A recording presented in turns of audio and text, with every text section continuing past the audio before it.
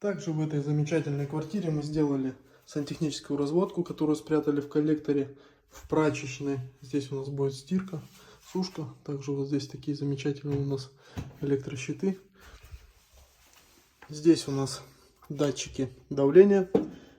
Промывной фильтр обязательно стоит грубой очистки, который сохраняет всю технику, посудомоечную машину, стиральную и так далее. Здесь у нас идет разводка на все отопление.